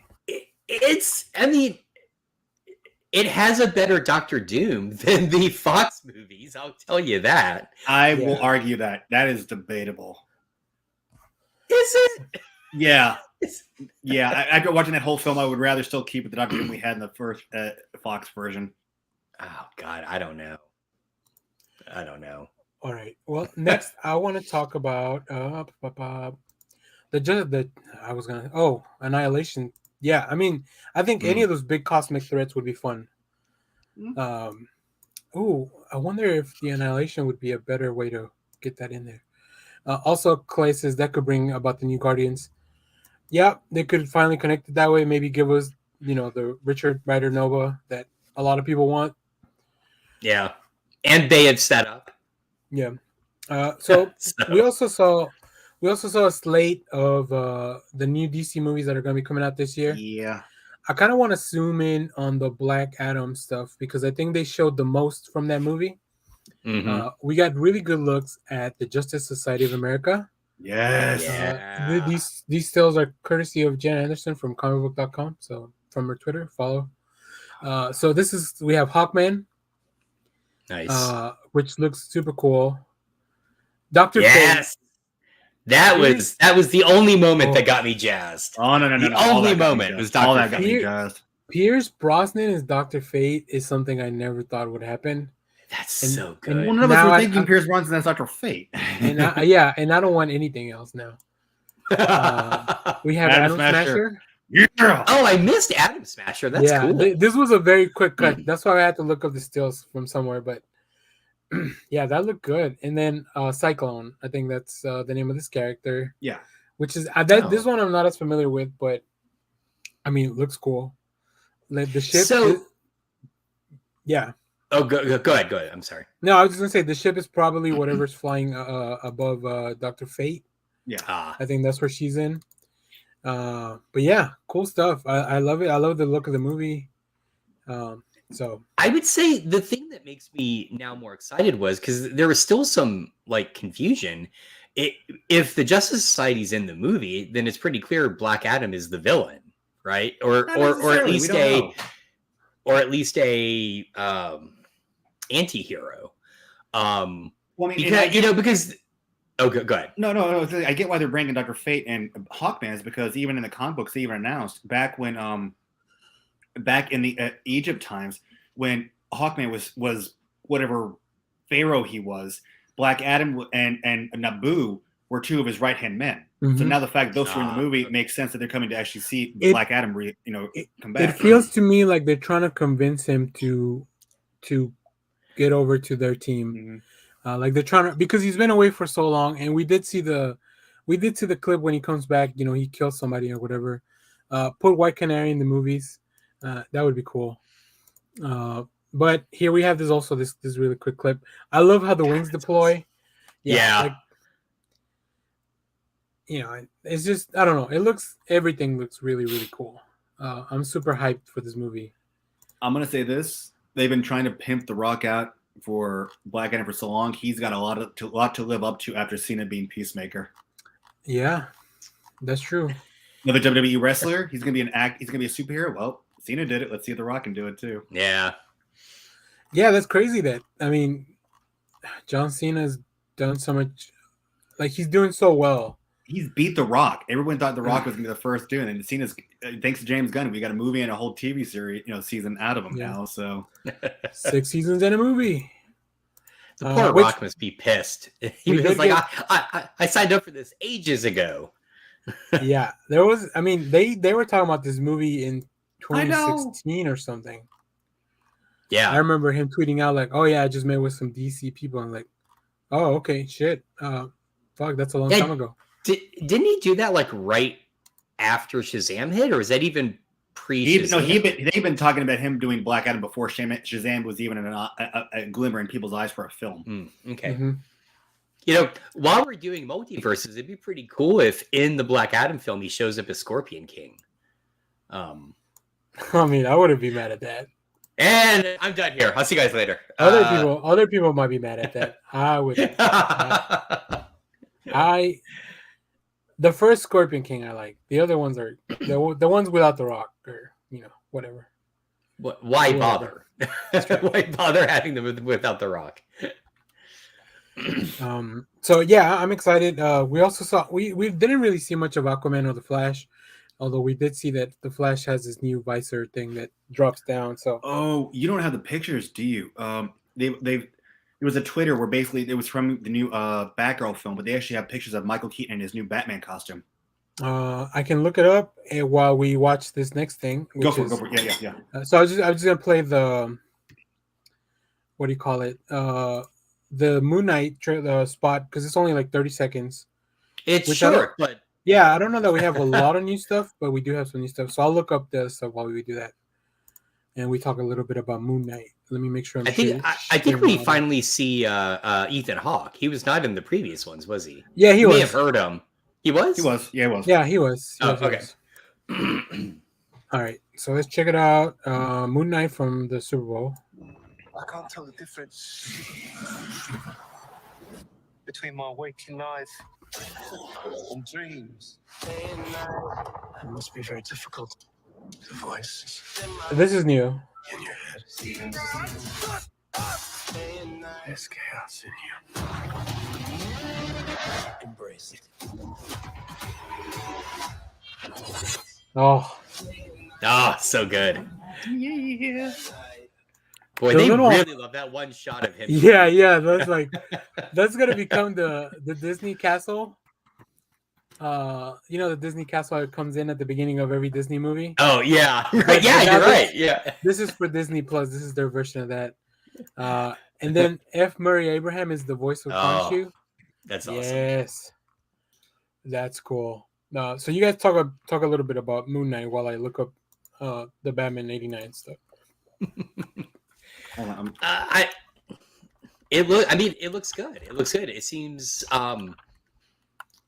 I'm still curious. I know we've seen shots of him as was Mr. M. Is that right? Mr. Knight. Yeah, Mr. Knight. So, I think for people that know Moon Knight as a character, we're anticipating the multiple personalities, but I'm really curious for people that don't know Moon Knight as a character. All the trailers seem to be setting up is not multiple personality, but like he can't blend between waking and dreaming. Yeah. And so I think that's going to come as a surprise for a lot of people, is when he's suddenly like different personalities. So yeah, I like the whole pyramid thing with the lightning coming out of it. Yeah. I got a lot of like original Ghostbuster vibes. No, that's good. I totally see that. Yeah, I completely see that. And then when he drops down, obviously the cape and the moon crescent shape. Yeah, that is awesome. Classic awesome. from the comics, and then him throwing the. So this just made me think, because I would rather see this than see it, because we're getting like Moon Knight, we've had Wanda and Vision, and we have all this. What if the next Avengers movie isn't an Avengers movie, but a West Coast Avengers movie? I mean, I'd be all for that. Hawkeye, we got Hawkeye. I mean, come on, a lot of the new stuff has been West Coast Avengers related kind of stuff. Wasn't Monica Rambeau's Captain Marvel in West Coast Avengers? No, she was East Coast. East Coast, okay. Yeah. But still, I mean, why couldn't she be? I mean, it's just what if we got what if we got a lineup to be the normal West Coast instead of like the East Coast Avengers? That would be so awesome. I mean, it would be awesome. Kevin Feige recently had said in an interview, and you got to take this with a grain of salt in context. Like, Avengers Endgame was the last Avengers movie.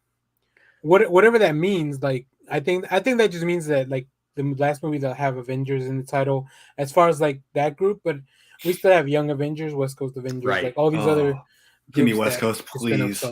Give me West Coast. Yeah, so I mean, they're obviously setting up Young Avengers. Now, I don't know if maybe they're going to change the name, perhaps, or if, like you're saying, Daniel, he just meant this collective body of superheroes known as the Avengers will not be seen together. I'm thinking more what Josh is kind of going with. Yeah. All right. Well, let's see. Let's take a look at some Batman and Commissioner Gordon.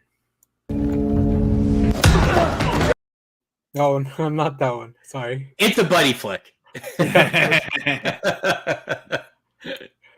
So here we have Michael Keaton in suit. Man. When you said new suit, Kyle, I was really worried because that to me, Batman 89 is the quintessential Batman film suit. Thank you. It is 100% the best. And so I was worried they were going to radically change it. That looks pretty similar. I'm okay with this. He's not wearing the Nikes.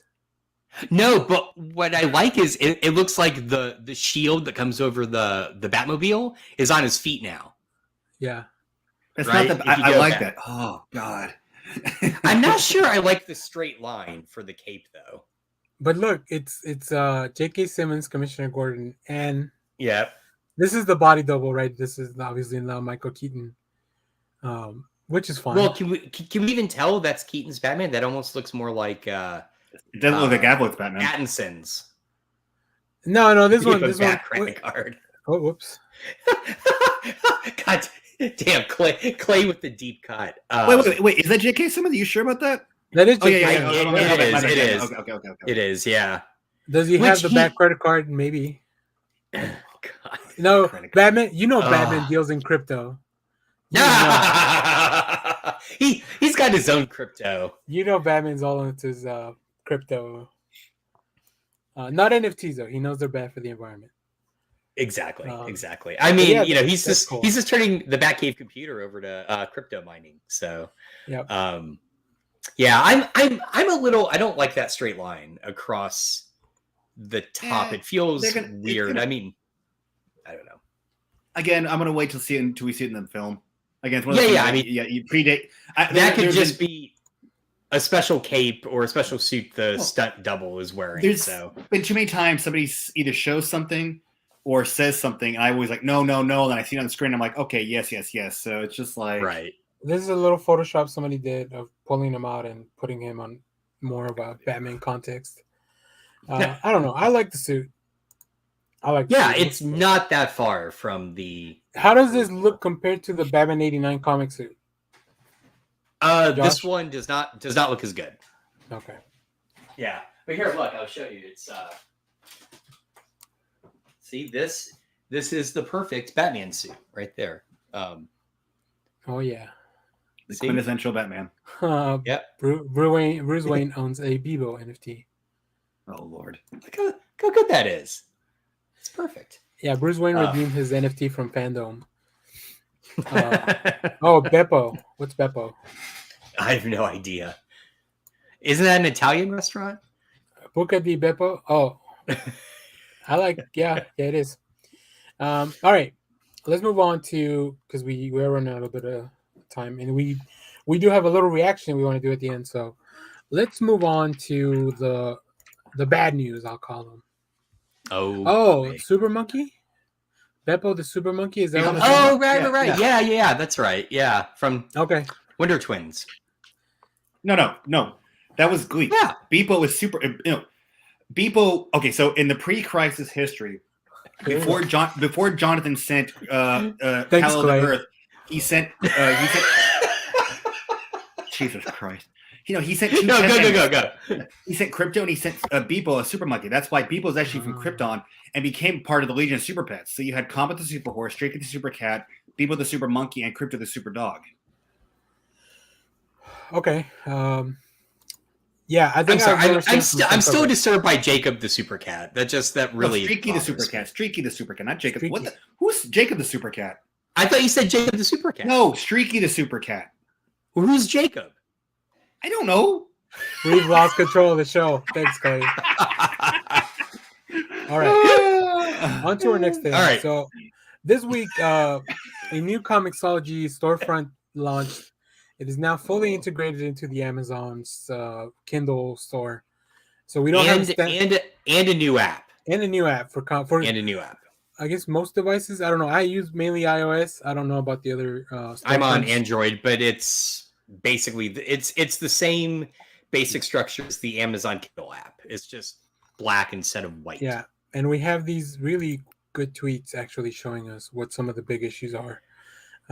So Amy Dallin from DC, like their DC show or whatever, I think also a lot of D&D stuff. But here's the before of how it looked. You can see 2 pages, guided view, all that stuff. And then the after. Oh, this is the before as well. Full view, pages, all that stuff. And then here's the after on the Kindle reader. Yep. Which is you can see the full page, but it's like, I don't know, 20% of your screen as opposed to almost filling it in. This is all on the online reader. I haven't really tried it because I really only read digitally on my iPad. If I'm on the computer, I haven't really tried it. And then here the guided view, like it's just not the same. The Kindle reader sucks, like overall, because it's meant for books, not comic books. Right. Exactly. And then also, if you want to go here to if you look at the storefront, it's really hard to find anything now. Like, where's my stuff? Yeah. Like, how do I go to my stuff? Right. And there's no I had it up. Hang on. Oh, I screwed it up because I looked for New Avengers Illuminati. Hang on, let me go back. There, it used to be you could go in and it would be like, here are this week's comics. It is now, I scrolled down, it's like the fifth lowest, bar. Like, no, you put that shit front and center. Like, I want to see what's out this week. The other thing that's gone that really pissed me off is Comixology and the app used to have a great feature that was Smart View. And I lived in Smart View. Smart View told me what I downloaded, what I was halfway through reading, all my new, purchases and issues popped in there. That's gone. It's gone. It doesn't exist anymore. And it's such a terrible experience. Here's some of the things that Amazon removed from the Comixology stuff. DRM free download. So any comics you bought that came with DRM free, which means you could just download like a PDF version of the book, and you own that. Like, that PDF is literally yours. They don't have that anymore. subscriptions outside the U.S., which you guys think U.S. readers are suffering. I can't even imagine what the what users in other countries are up to. In browser reading, which as you saw, you have to get like the Kindle reader or whatever if you want to read on Comixology Submit, which was a cool, and this has been gone for a while, but it was a cool program where indie creators could submit their stuff to Comixology, and you could buy them for like $1 or $2 or whatever, and there was just a way for them to get their work out there, and then the functionality of the website, and I'm sure lots of jobs. I don't have any stats on that. I'm just going based on some tweets that I found. I've lost books with Comixology. I had that too. Yep, it's like you already know you're taking a gamble buying digitally because you never really own the stuff, right? Yeah, right. But now with this, like, what's my incentive to go to Comixology? I haven't even tried to redeem my Marvel books to see if they'll still connect to the Comixology redemption. I'll try that out today and maybe send out a follow-up tweet. And Daniel, this may not be the case anymore, but doesn't the Marvel Unlimited app, isn't it basically a reskinned Comixology app? The old no, they're different. They do have, so each one of the publishers does have their own. It's very similar technology, but they do have their own reader, so you can always go back and have Marvel stuff or DC. The only thing is I don't know if they're connected anymore, right? That's the only thing. Gotcha. Okay. I only knew Marvel and Comixology were connected because as soon as I redeemed something, I could read it on either library, but I don't know about the other publishers. Clay says, go to your library, get the physical books from your library. Yeah, and I know there's a lot of people online saying like, well, why don't you just go to comic book stores? Why don't you just go to the libraries and stuff? But what they don't understand is that digital is the only way some people can read. Whether it because location, they don't have a comic book shop around or a library or anything, or so whatever. Maybe they just can't go outside their house for whatever, maybe a disability or something that just doesn't allow them to. And this was the way they were getting their comics. So like, or a back catalog, right? Yeah. I mean, it's a gamble if you go into a comic book store if you want X-Men 113. I just made that up. Yeah, but like when I was teaching a comics class, I relied on Comixology to have my students read really obscure back issues for us to discuss, because I just knew like $2 they can buy it, they have access to it, rather than trying to get a copy that I could like for each of them. So so there are certain, I mean, I think the examples you gave, Daniel, are way more important than the ones that I'm giving, but yeah, and unfortunately, there is kind of a monopoly here because there's, like I said, you can, and that brings me on to the next point here. Patton Oswalt did a thread on some of this stuff. So because not only is he a comic book writer, he's also a comic book reader. He talks about comics he reads all the time on Twitter. So look, there's a lot of stuff going on. He talks about it. He enjoys books, but the big publishers may still get their stuff out there on the front page somehow of Comixology. But what happens to some of the smaller publishers? Like, it's really hard for you to find their stuff. Like, you can't search by publisher, right? So if you want to look at that stuff, or if you can, I haven't figured out how. That's something that maybe, I don't know that it should be up to me as a user to figure out your website like that. No, and to your point, Daniel, to what Patton Oswalt's saying, the thing about the Comixology app is that it was designed for comic readers and fans. That's why you could search by creator, publisher. The new app is about, this is like reading in the Kindle. And I think Amazon's presumption was, it's the same thing. And it's not. They're two different audiences. And two different experiences too, Yeah, true. This is such a bad move. It is such a bad move. I'm honestly impressed how badly they flubbed this. I will say the iOS app is not as bad as I think. Like, it's different to navigate, but it's not like I can read comics fine. Like the guided view still works. I don't know about the other. I don't know anything outside of iOS because like I said, I mainly use this for my iPad. Here, So I'll that show part. you mine. Okay, let me see. Here it is. Wait, where the hell are you Hold guys? on. Sorry. Here we So here it is on Android. All right, and because I also use the Amazon Kindle app, this is identical to the Amazon Kindle app, except it is dark mode, not light mode. Oh, wow. Didn't even try. Right. Yeah. And so, you could basically you hit discover to go to the storefront. Yeah. But I can sort by downloaded, Prime Reading, which I'm sorry, fuck that. Read, unread, or in progress. With Smart View, I didn't have to toggle between these. Right. Every one of those showed up in Smart View on one page. It was an elegant experience. God, it just makes me mad. It just makes me so mad. Yeah, and look, I know it's the first week of launch, and I'm sure here, let me put us back on screen. It's the first week of launch, and I'm sure they're gonna keep working on it. Who knows how much they'll keep working on it? Because at some point they're like, whatever. Look, I'm sure Comixology wasn't making the money that Amazon was probably looking for, whatever. So I don't know. Yeah, I don't know what the alternative is gonna be though. I mean, have we heard my impression is they must have wrapped this into the Kindle app and just Kindle side development team. So did they basically let go all the people working on the former Comixology app? I'm wondering how much of this was just a cost saving move and a kind of tightening move rather than thinking about the audience. And I don't know. How bad is this for small publishers? Look, because Marvel, DC, Image, they'll get their books out. So they're gonna put them out there, Dark Horse, stuff like that. Their books are gonna be going out, but not every store gets Behemoth or Aftershock or other stuff like that. So we'll see. We'll keep tracking this stuff as the updates come out, and maybe our experience improves or gets worse. So we'll see. But let's move on to our next issue. Our next item. That one's a little bit more of a happy note, kind of.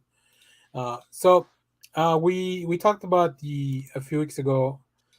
George Perez unfortunately was diagnosed with cancer.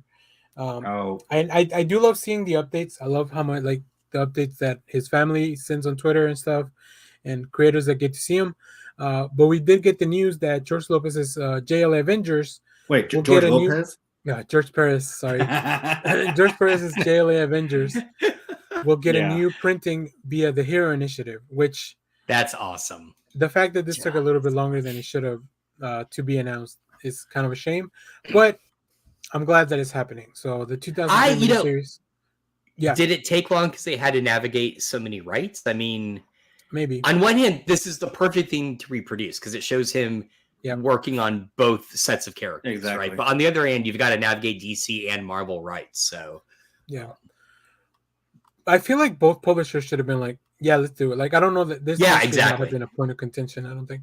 Yeah, but I'm glad, and it'll benefit the Heroes Initiative, which is an organization that helps out comic book creators. And because they are freelancers throughout most of their work, it helps them out when it comes to maybe retirement or health issues or whatever the case may be. So it'll be great. As Clay says, we did a whole episode, but peak Paris in this book. So I'm excited this is happening. I hope it doesn't turn into those flippers just getting it all and nobody gets to read the book unless you pay double for it. So don't be that guy. Don't buy this book unless you really don't buy this book to resell. Yeah. Just don't do that. Right. Exactly. Yeah. His Avengers run is amazing. Go back and check out our George Perez episode. We gushed about it for an hour. I missed that one, unfortunately, but I will go back and listen to you guys because you guys are way smarter than I am. Josh heard we were doing a George Perez episode. He's like, I don't want to be in that one. That was exactly it, Daniel. Yeah. I was like, I hate George Perez. I don't want to be there for that. No, I'm just kidding. We love him. And I did post it on his Facebook page, so hopefully he saw it. But yeah. Nice. That's great. We'll stay updated. And then let you guys know when this is coming out. Yeah. I'm gonna try to get one because it's a really good read too. I read it for the episode and it was just fun. It's incredible the amount of characters that he was able to put in one page. So yeah, that's all the news we have, I think. Yeah, that's all the news we have pretty much. So I don't know. That's gonna be the episode. But right now, before we get on to recommendations, actually, let's do recommendations first, and then stay tuned because we're gonna do a quick trailer reaction for a Constantine animated movie that's coming out. So Josh, since you're the one that has something written down on our notes, I'll start with you. Okay, here I can share my screen if you like. Sure. Again, I do my usual default humble bundle. This one is really great though. This is the Masters of British Comic for $25. You get 64. I'm just going to say items because some of them are single issue. A lot of them are collections, volumes. This is a great assortment of stuff. You get really modern things like these Judge Dredd issues here, but you also get really classic stuff like let me scroll to the bottom. First off, I'm going to buy it just for this book, Masters of British Comic Art. But you also get, and I bought this individually, the classic Judge Dredd storyline, The Cursed Earth. Mm-hmm. They reissued it several years ago as uncensored. There's a lot of stuff that they had to take out of it. Not really because it was so dark. It was like there's a whole subplot where there's a character who is very clearly based on Ronald McDonald. And I think at the time, 2000 AD was really worried about getting sued by McDonald's. So they modified and took it out. So they put all that back in. Cool. But then you get really classic stuff like Misty, which was a 1970s sort of like horror comic. You get the other really good one that I highly recommend. It must be way at the bottom because I'm just scrolling here.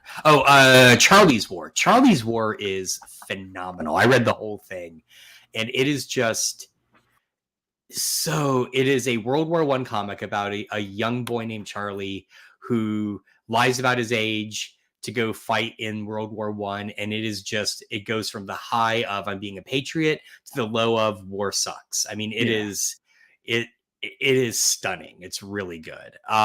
There's stuff here for everyone. So again, $25, you will find something to enjoy. And I really like the fact that it's not just Judge Dredd, right? There's a lot of various, like this really, I taught a class on UK comics, and this is a lot of the stuff I was teaching in the class. It goes beyond just Judge Dredd, or even, although this is all 2000 AD, or that publishing arm, it taps into a lot of the other facets of British comics. So definitely check it out. If this is stuff you just don't know about, this is a great entry point. Really, with mine, the only thing I've got was going to be basically what we just talked about. I was going to recommend the Jla Avengers Crossover because this is just an excellent book. Because when we did the Perez episode, the one big thing I gushed is that you have no other artist who can take 200 characters and amazingly put them on one splash page. It's like, everything about this book, you have little bits of crossovers where they have one scene that made me giddy as a kid, but you have both Shazam Captain Marvel and Marvel Captain Marvel, and you see somebody yells out, "Captain Marvel, watch out!" and you see both of them just back to back punching something, and they both go, "Thanks!"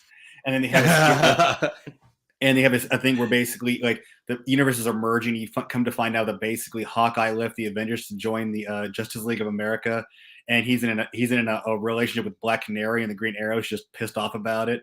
And then the Marvel in the DC history, you always have it to where basically every year the JSA and the JLA would come together for some crossover, and then in this universe it's the JLA and the Avengers, and you come to find out that basically Captain America, when he was a part of the Invaders, did crossovers with the JSA, and it's just little small things that he hints in the story, and then it's amazing. It's an amazing book for four things. Like you get almost anybody who's ever been an Avenger, and just that last book where basically it's them going through time, and the roster, the team of the JLA and Avengers roster keeps changing, and you get everything from Captain America in his the captain costume to Batman taking on Prometheus to just it's any. If you ever want to see a certain Marvel and DC character crossover, this is a book that's done it. So that's gonna be my recommendation. Just I can't pimp it out more. Cool. Well, I'm gonna recommend a book that I have read that'll be out on Wednesday. Supermassive, which is the big crossover. Well, not really crossover, but it's gonna kind of launch the Radiant Black universe from Image. This is done by Kyle Higgins. If you like superhero stuff, if you like Power Rangers, Kyle Higgins wrote a lot of Power Rangers, and you can definitely tell like there's a lot of influence there for these characters. It's really cool. Like, and it's a relatively new universe, so you don't have to like, be super red on it. So this will be a good jumping on point. And it's gonna launch some new series for Image, Rogue Sun, and then also Inferno Girl Red, the standalone graphic novel. So really fun stuff, really cool superheroes. The art is fantastic. So yeah, I really recommend that. Awesome. Cool. All right. Well, let's here. Hold on. Let me set it up for the video before we get out of here. Whoops. All right. So yesterday I saw that IGN dropped a trailer for Constantine, the House of Mystery. Looks like this is going to be another animated series by DC where Matt Ryan from Legends of Tomorrow fame and NBC's Constantine returns as the voice of John Constantine. This movie is like it kind of released from the DC showcase that they've been doing, like the little movies they put in their Blu-rays. Right. But now we're getting a full expanded story, it seems like. So this is coming later on in 2022. So let's go take a look at the trailer. We'll talk a little bit about what we see and then that'll do it. Sounds good. All right, here's a trailer for Constantine. Let's check it out. Let me know if you guys can. Oh, hold on. Actually, you won't be able to hear it that way.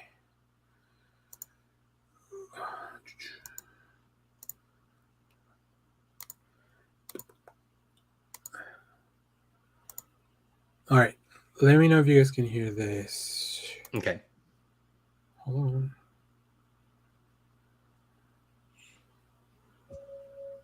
Yeah. Okay, cool. Mm-hmm. I'll start again.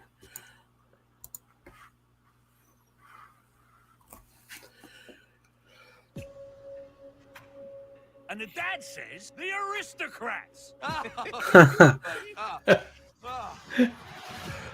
You know what to do with a bad hand, John? Oh.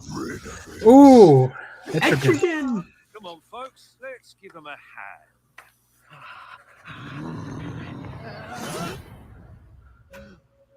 What is this about? You cause the universe harm by breaking its rules. Ooh. You will no longer be allowed to meddle with powers you do not comprehend. Woe to you, John Constantine. You are sentenced to spend eternity in the House of Mystery. Ooh. You godlike beings can be a real pain in my... Oh! You're turning my best mates into demons. Where'd you learn to use the crapper? What hit your mind be still? Oh.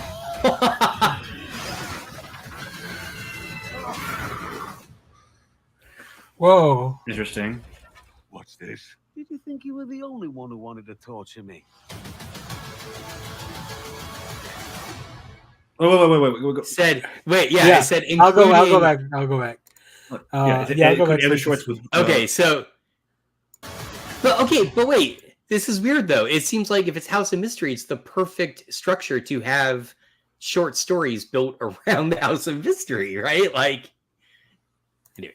You think. But it's... I saw Commandi. Losers, Blue Beetle.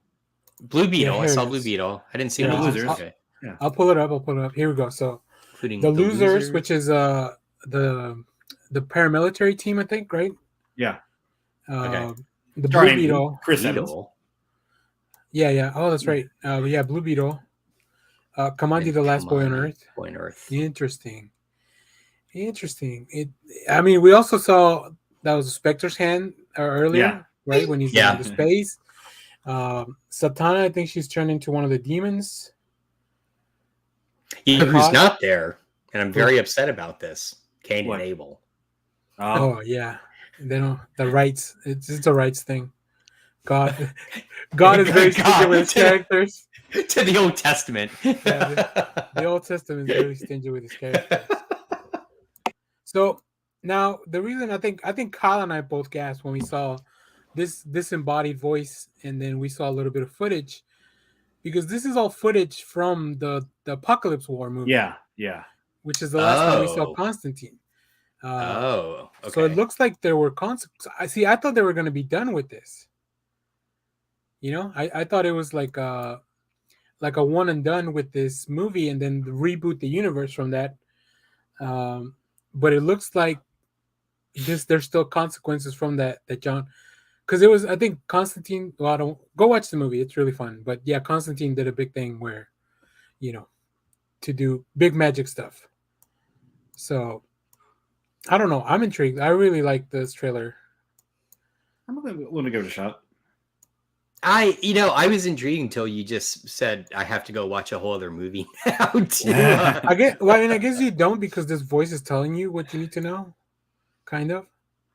Perhaps, but it certainly seems like it's building off of that. I mean, that's all comics, though. Yeah, no, true. Yeah, that's fair. That's absolutely fair. Here's what I was talking about. The Zatanna demonized. This outfit looks familiar too in the back with the stripes, but I can't point it out. I can't figure it out. I can't either. Who is that? So I don't know who that might have been. But this looks cool. I mean, I'm excited for more animated films. I think DC, that's one of the things that overall remains constant, right? With their stuff. I guess I've soured on their animated stuff, partly because I'm not a fan of them taking classic stories and animating them.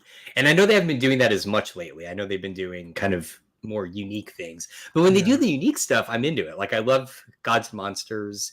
I keep meaning to go watch. I want to watch the classic Batman Two-Face movie, because I know that's based on a script that didn't get made to introduce Two-Face into the Batman. Oh, the 60s, 66 Batman. Yeah. So I still need to see that. And I love the first one of that because it was so tongue-in-cheek. It was wonderful. With the it's got Shatner as Two-Face. Yeah. And I think it's like the last thing that Adam West did. Mm-hmm. Adam West did, yeah. So we see a little bit of that was amazing. That was violent. It was very violent. So yeah, I'm intrigued. I'm on board. I like Constantine, and I like Matt Ryan portraying Constantine. My big question is, why is Etrigan being a dick? Right. I'm sorry. Wait, of all people, you're asking this question? I mean, it feels like he had been on their side for a little while. I don't know what happened. Etrigan does what he wants to do when he wants. Yeah, that's true. Was he rhyming? I didn't hear enough of him to know if he was rhyming. And is it really Etrigan? I mean, if it's Zatanna as a demon, is it really Etrigan? Mm. Oh, maybe. Yeah. They have written him rhyming in the past features, Josh. So hopefully that sticks around. I guess it really depends on the writer too. They got to make sure that it doesn't sound dumb what he's saying when he's rhyming. Right. Are those all on HBO Max? Like, where would I go to watch? Yeah, a lot of those are. So let me see if this last one is on HBO Max. You said it's Apocalypse War. Yeah. Okay. But I really enjoyed it, and yeah, a lot of them are. They take a few months, but they end up there. Okay. Because I did want to watch the Justice Society one. It's on there. I already watched it. Road War. Okay. Yeah, it's on there. I'll go check that out. As well as the fucking garbage Injustice movie. Oh yeah, oof. That was rough. Oh. And I like stuff. Yeah, it's called. I like stuff. And I like stuff. Justice League Dark Apocalypse War is on HBO Max, and this is the last movie we saw Constantine in. Okay. But it was really good. I really enjoyed it. There was also one from 2017, Justice League Dark, where he has to team up with Batman. I seen that. That was fun. Also on HBO Max. Yeah, it looks like most of their animated movies are on HBO Max. Even the old stuff. So yeah, Even what is even the Batman, the 70s one, the Dragon film is on there now too. Solo the Dragon. The Dragon's on there. Mm-hmm. So cool. All right. Well, I think that's gonna do it for us. Hold on. The Losers is on HBO Max based on the Andy Diggle Jacques Lorenzo. That's something I need to read because I'm a very big fan of Jacques art. Yeah. So maybe I do want to get to know the characters before they show up in this Constantine movie. So, all right. I think that'll do it for us. Thanks for watching, everybody in the chat. Stay tuned. We have more cool stuff coming out throughout the week. Comic reviews, TV trailer reactions. I'm working on that Illuminati video. Remember to share, like, subscribe, hit the bell so you know when we go live. All that stuff. And we have an updated outro courtesy of Clay Harrison. Yeah. Go Clay. But before we do that,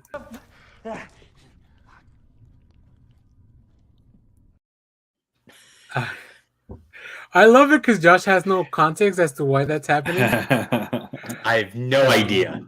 Hopefully, the more I play it, the more Josh feels to go watch the show. Yeah. Oh, I'm gonna watch it. Basically, that one's coming from James Gunn released a 10-minute gag reel from shooting the series. Yeah. Well, I mean, yeah, that one's from the episode though. I looked it up and I pulled it from the episode. I don't remember that part. I don't know if the gag reel goes longer in that scene. Maybe it does. So, anyways, yeah, stay tuned.